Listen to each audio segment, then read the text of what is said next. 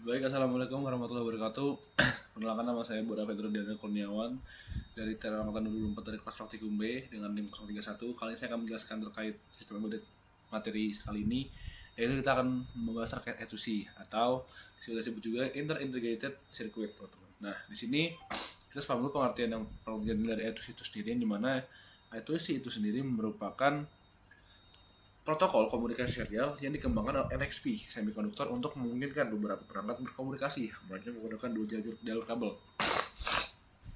Nah, itu sini atau protokol itu banyak digunakan tuh dalam sistem embedded karena dia cukup sederhana, hemat pin, terutama pada ketika penggunaan microcontroller ya, dan mampu dan bisa menghubungkan banyak perangkat dalam satu bus komunikasi, teman-teman. Nah, biasanya sering digunakan untuk menghubungkan microcontroller yang menggunakan sensor, menggunakan modul, RTC, EEPROM, LCD, dan berbagai peripheral lainnya, teman-teman.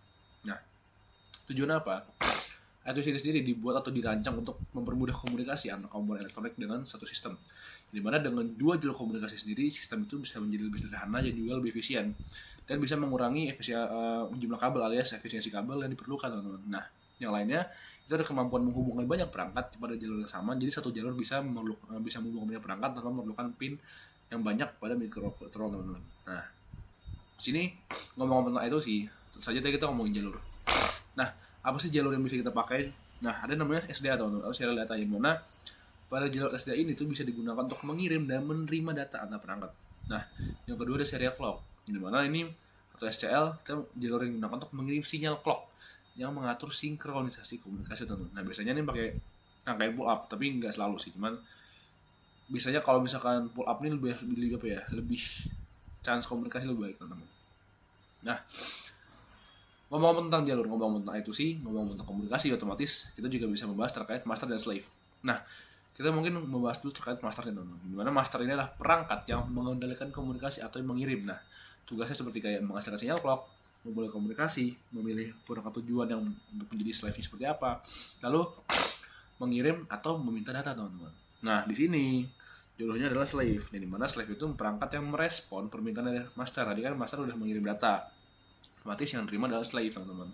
Tapi slave ini sendiri itu beda sama master karena dia nggak bisa komunikasi sendiri dan hanya aktif ketika ada master atau ketika dipanggil oleh master. Contohnya, misalkan kita pakai STM32 series F1 Blue Pill atau SP32 yang bisa kita pakai sebagai master. Nah, sedangkan sensor suhu itu atau RTC berperan sebagai slave. Nah, tentu saja kalau ngomongin alamat atau ngomongin jalur, tentu ada namanya addressing atau pengalaman, teman-teman. Dimana setiap perangkat slave ini memiliki alamat unik yang digunakan untuk master untuk mengenali perangkat tersebut, teman-teman.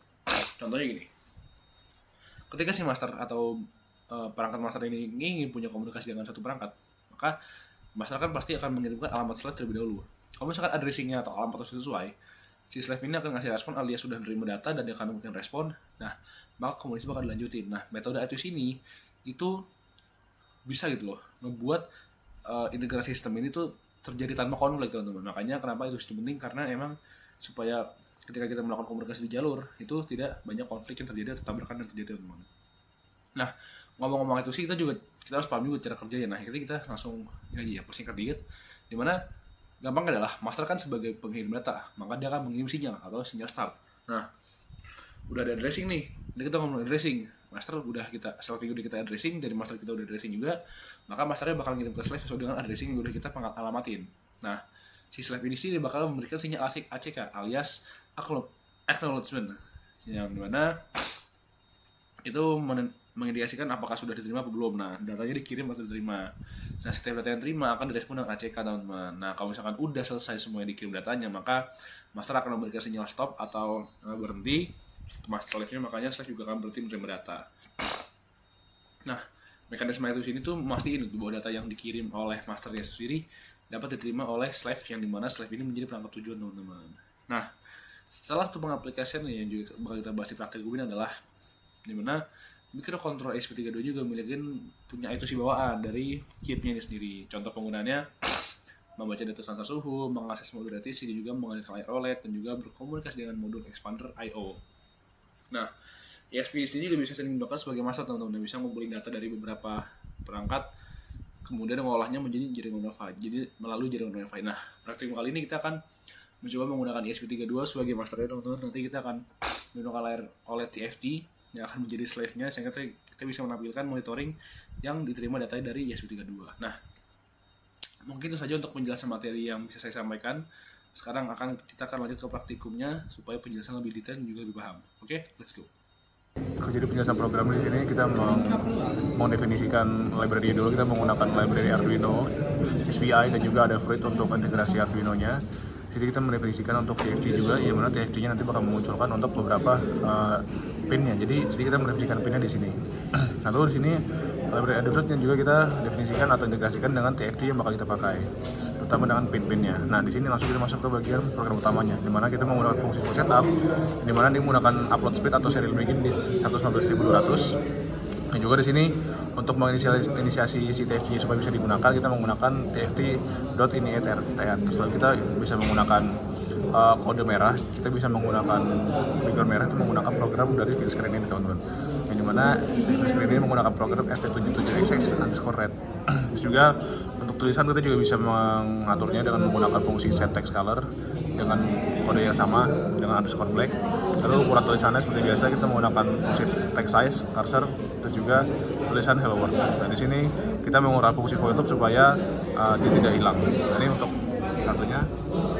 Ketika di program di upload, maka dia akan memunculkan tulisan hello world seperti ini dengan background warna merah. Untuk wiringnya sendiri itu juga menggunakan disesuaikan dengan apa yang di sini.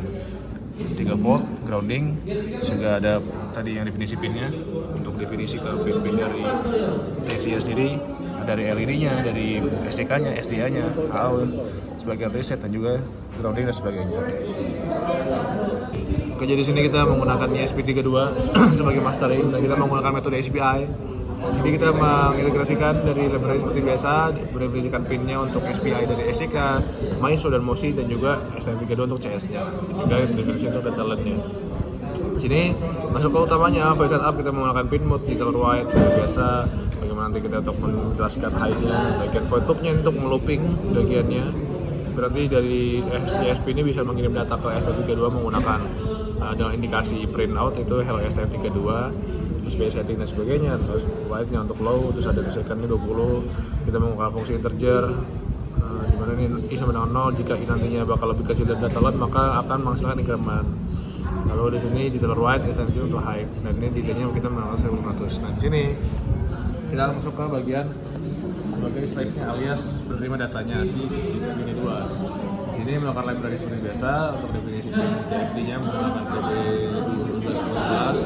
Lalu sini untuk mendefinisikan bagian PB SPI-nya, definisikan untuk slave-nya. Di sini untuk file setup-nya untuk menerima data, ini juga untuk menerima data untuk ini, dan juga ini untuk input floating dari menggunakan pin untuk fungsi floating-nya nanti. Di sini juga ada untuk memvalidasi data.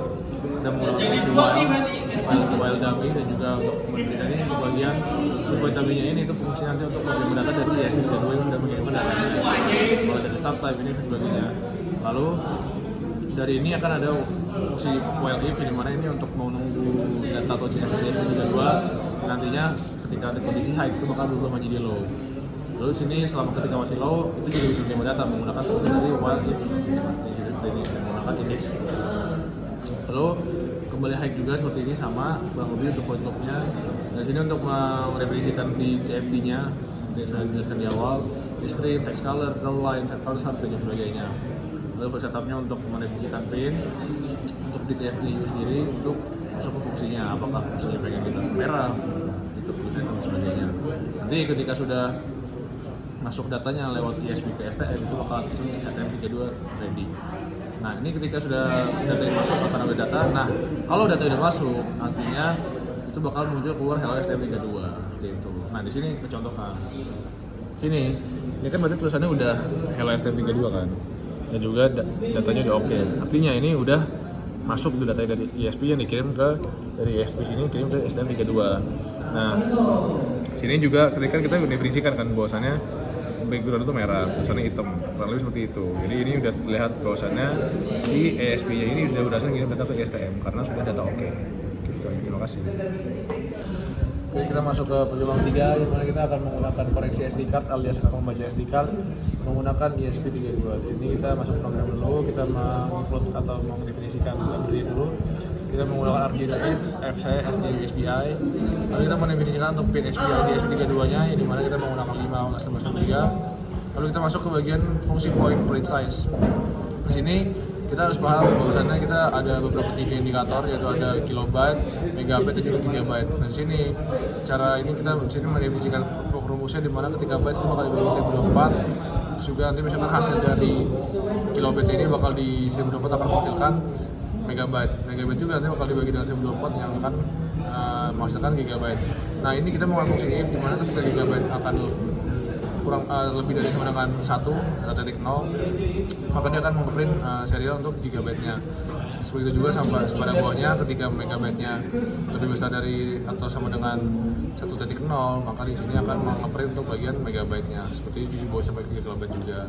Jadi kita masuk ke print SD info-nya.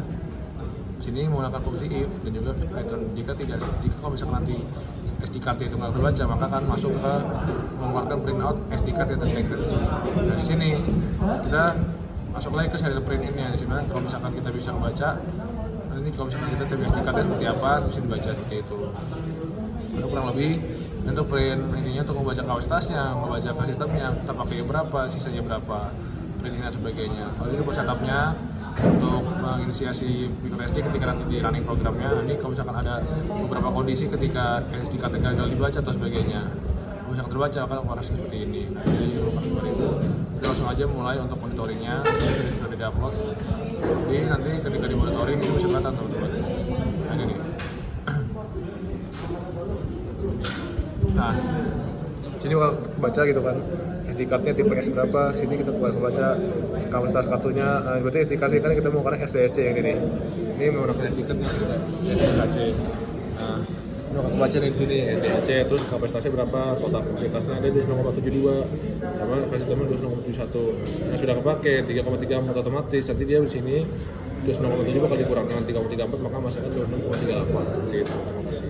Mungkin saja bisa saya jelaskan terkait penjelasan materi sebelumnya juga praktikum yang sudah dipaparkan tadi. Semoga bermanfaat. Mohon maaf jika ada kurang kesalahan kata. Saya akhiri. Wassalamualaikum warahmatullahi wabarakatuh.